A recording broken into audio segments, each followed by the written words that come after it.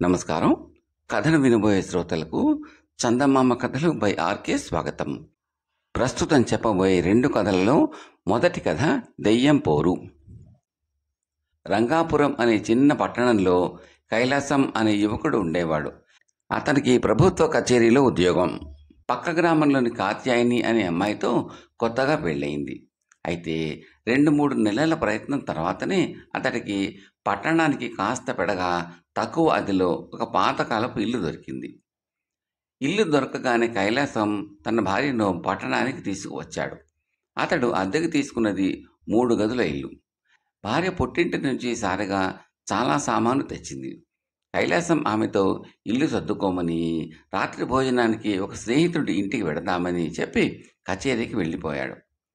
భర్త అటు వెళ్ళగానే కాత్యాయని ముందు గదిలో కుర్చీలు వేసి కిటికీలకు తెరలు కట్టింది. 2వ గదిలో పందిరి మంచం, బట్టల బీరువా, గోడకు నిలువుటద్దం అమర్చింది. 3వ గదిలో కుంపటి, వంట పాత్రలు సర్దింది. ఈ పనులన్నీ పూర్తి అయ్యేసరికి సాయంకాలం అయింది. ఆ తర్వాత కాత్యాయని శుభ్రంగా స్నానం చేసి ముందు గదిలో ఉన్న కుర్చీలో కూర్చుని నింపాదిగా జాజి మొగ్గల మాల కడుతూ ఉండగా కోతి ఒకటి కిచకిచమంటూ కిటికీలోంచి లోపలికి దూకింది. కోతిని చూసి భయపడిన కాత్యాయని కుర్చీలోంచి లేవబోయేటంతలో కోతి ఒక ఆడ దెయ్యంగా మారి ఏదో రాక్షసిని చూసినట్టు ఎందుకా భయం అంటూ కసిరి 25 ఏళ్ల క్రితం నా బంగారం అమ్మి ఈ ఇల్లు కొన్నాను. మా ఆయన తాగుళ్లకు, జూదాలకు ఈ ఇల్లు అమ్మేయాల్సి వచ్చిందనుకో. అయినా ఈ ఇంటి పనులన్నీ నా ఇష్ట ప్రకారమే జరగాలి అని గింతి ఒక కుర్చీలో కూర్చున్నది. కాత్యాయని భయంతో కంపించిపోతూ దెయ్యం కేసి చూస్తూ అలాగే నిలబడిపోయింది. దెయ్యం విసుగ్గా బెల్లం కొట్టిన రాయిలాగా ఏమిటా నిలబడ్డాం? వచ్చిన వాళ్లకు పలహారం అది ఇచ్చి సత్కరించాలనే ఇంగిత జ్ఞానం లేదా నీకు అన్నది. కాత్యాయని అలా వణుకుతూనే వంటగదిలోకి వెళ్ళి పుట్టింటి నుంచి తనతో పాటు తెచ్చిన సారెలోంచి సున్ని ఉండలు, అరిసెలు ఒక పళ్ళెంలో పెట్టి దెయ్యానికి ఇచ్చింది. దెయ్యం లొట్టలేస్తూ వాటిని తిని ఇల్లంతా ఒకసారి కలయి చూసి, హవ్వా, ఇది ఇల్లా వల్లకాడా? ఇదేం సామాను సర్దుకోవడం నా మొహం, నేను చెప్పినట్టు సర్దావంటే నీ మొగుడు నిన్ను తెగమెచ్చుకుంటాడు అంటూ ముందు గదిలో వంట పాత్రలు, కుంపటి, 2వ గదిలో కుర్చీలు, ఆ వెనక 3వ గదిలో పందిరి మంచం సర్దమన్నది. అలా సర్దితే బాగుండదని కాచాయని నచ్చజెప్పబోతే దెయ్యం కస్సుమని నేను చెప్పినట్టు సర్దు, పైకి కనబడుతున్నంత మంచిదాన్ని కాను నేను, జాగ్రత్త అన్నది. హడలిపోయిన కాత్యాయని దెయ్యం చెప్పినట్టుగా ఇల్లు మళ్ళీ సర్దింది. అంతలో వీధిలో కైలాసం వస్తున్న అలికిడి విని, నా సంగతి నీ మొగుడి దగ్గర నోరు జారకు, తెలుసుగా నేను అట్టే మంచిదాన్ని కాను అంటూ మళ్ళీ కోతిగా మారి కిటికీలోంచి బయటికి దూకింది దెయ్యం. కైలాసం ఇంట్లోకి వస్తూనే కాత్యాయని ఇల్లు సర్దిన తీరు చూసి నిర్ఘాంతపోయి, నీకేమన్నా మతిగాని పోయిందా ఏమిటి? ఎవరైనా ఇల్లు ఇలా సర్దుతారా అంటూ కాత్యాయనిని గట్టిగా కోపడి తానే సామానును సర్దవలసిన చోట జాగ్రత్తగా సర్ది పెట్టడం ప్రారంభించి అంతా అయ్యేసరికి బాగా పొద్దుపోయింది. అంత రాత్రివేళ మిత్రుడి ఇంటికి భోజనానికి వెళ్ళడం మర్యాద కాదనుకుని కైలాసం, కాత్యాయని ఇంత మజ్జిగ తాగి పడుకున్నారు. కాత్యాయని అతడికి దెయ్యం గురించి చెప్పబోయి దాని హెచ్చరిక గుర్తుకు వచ్చి మెదలకుండా ఊరుకున్నది. ఆ రోజు పొద్దుపోయి లేచిన కైలాసం స్నానం చేసి కచేరీకి బయలుదేరుతూ, మధ్యాహ్నం భోజనానికి వస్తాను, వంట తొందరగా ముగించు అని కాత్యాయనికి చెప్పి వెళ్ళిపోయాడు. కాత్యాయని వంట ప్రారంభించడమే ఆలస్యం.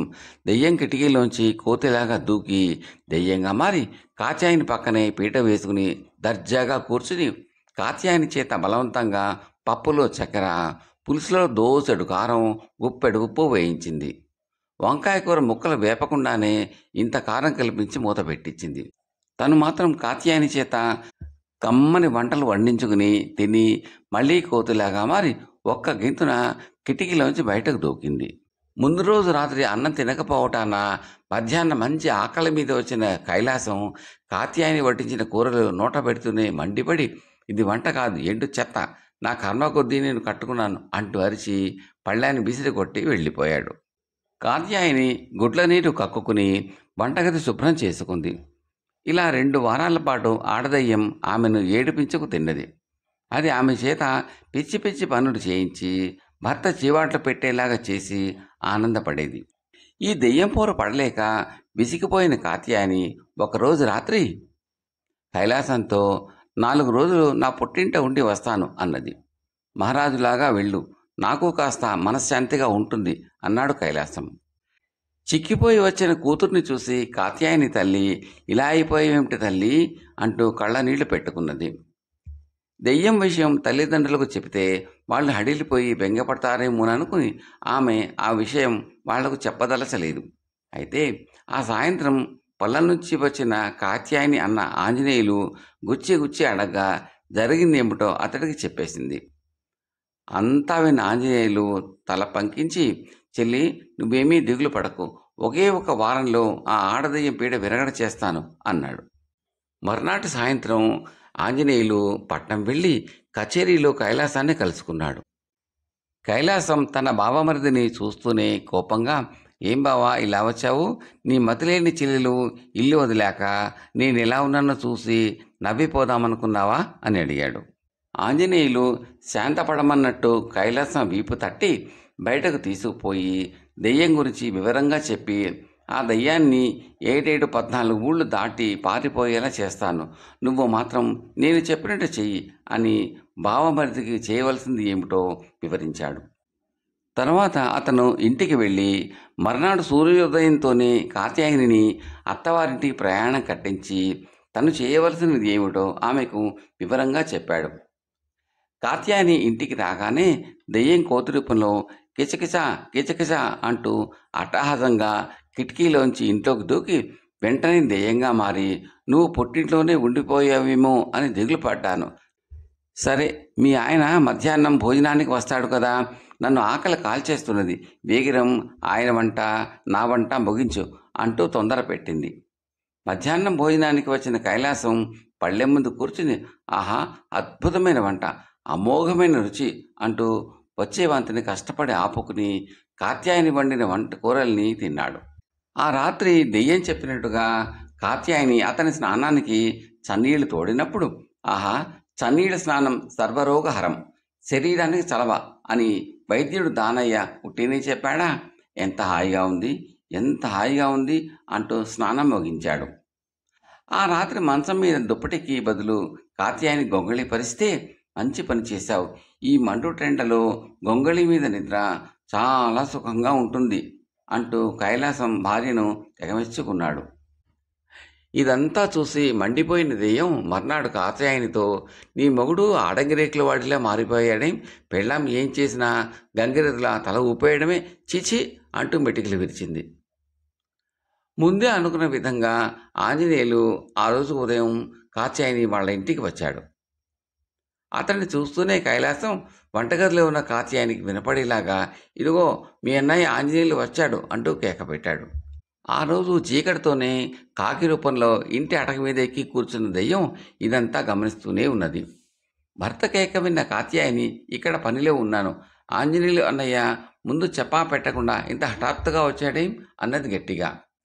అందుకు ఆంజనేయులు పెద్దగా, మరేం లేదమ్మా, ఈ మధ్య కరణం గారి చిన్న కోడల్ని దెయ్యం ఒకటి పీడించసాగింది. నిన్న సాయంత్రం దాన్ని పట్టి భూస్థాపితం చేసేందుకు సీసాలోకి నెట్టి బిరడా బిగించబోతూ ఉంటే, బాబోయ్ నాకు తోడుగా మరొక ఆడదయ్యం కావాలి అంటూ కళ్ళనీళ్లు పెట్టుకుంది. దాని మీద జాలి కలిగి మరొక ఆడదయ్యం కోసం వెతుకుతూ ఇటొచ్చాను అన్నాడు. ఆంజనేయులు పట్టిన భూతాన్ని భూస్థాపితం అన్న మాటలు వింటూనే అటక మీద కాకి రూపంలో ఉన్న దెయ్యం కావు కావు అంటూ ఎగిరి కిటికీలోంచి బయట దూరి అక్కడ నుంచి 7 ఆమడల దూరంలో ఉన్న అడవికేసి పారిపోయింది. ఇది చూసి కైలాసం పరమానందం చెంది ఆంజనేయులు చేతులు పట్టుకుని, క్షమించు బావా, అసలు సంగతి తెలియక నీ చెల్లెలికి చాలా మనస్తాపం కలిగించాను అన్నాడు. కథ సమాప్తం. రెండవ కథ మునసబు యుక్తి. ఒకసారి రామశాస్త్రి అనే పండితుడు రాజధానికి వెళ్ళి రాజుగారి వద్ద తన పాండిత్యాన్ని ప్రదర్శించి బహుమానంగా కొంత వెండి కొంత బంగారము పుచ్చుకుని తన గ్రామానికి తిరిగిపోతూ దారిలో తన అన్న ఉండే గ్రామంలో ఆగి చూసిపోదామని అన్న ఇంటికి వెళ్ళాడు. రామశాస్త్రి అన్న శివశాస్త్రి గుంభనంగా సంసారం గడుపుకుంటూ వస్తున్నప్పటికీ దినదిన గండంగా బ్రతుకు ఈడుస్తూ వస్తున్నాడు. అందుచేత తమ్ముడు కొంత బంగారము వెండి తీసుకువచ్చేసరికి అతనికి కన్ను కుట్టింది. ఆ రాత్రి తమ్ముడు పడుకుని నిద్రపోగానే శివశాస్త్రి అతని ధనపు మూట తీసి దాచేశాడు. మర్నాడు ఉదయం రామశాస్త్రి లేచి తన మూట కోసం చూస్తే అది కనిపించలేదు. ఆ సంగతి అన్నతో చెప్పాడు. అరే, ఎంత పని జరిగింది! ఎంత దారుణం! దొంగలెవరో కాజేసి ఉంటారు. ఛీ, ఇలా ఎన్నడూ జరగలేదు. ఎంత అప్రతిష్ట అని కళ్ళబొల్లి మాటలు మాట్లాడాడు శివశాస్త్రి. రామశాస్త్రికి ఏం చేయటానికి పాలు పోలేదు. అతను తన అన్న చెప్పిన మాటలు నమ్మకపోగా ఈ దొంగతనం ఏదో తన అన్నయ్య చేసి ఉంటాడని కూడా అనుమానించాడు. కానీ దొంగగా తన అన్నను రచ్చకెక్కించడం అతనికి ఎంతమాత్రమూ ఇష్టం లేదు. శివశాస్త్రి పరువు పోకుండా తన వెండి బంగారాలు తనకు తిరిగి వచ్చే మార్గం ఏదన్నా చెబుతాడేమోనని రామశాస్త్రి ఆ ఊరి మునసబు వద్దకు పోయి సంగతంతా చెప్పాడు. మునసబు చాలా తెలివిగలవాడు. ఆయన కొంచెంసేపు ఆలోచించి రామశాస్త్రికి ఒక ఉపాయం చెప్పాడు. రామశాస్త్రి ఆ ఉపాయాన్ని ఆమోదించాడు.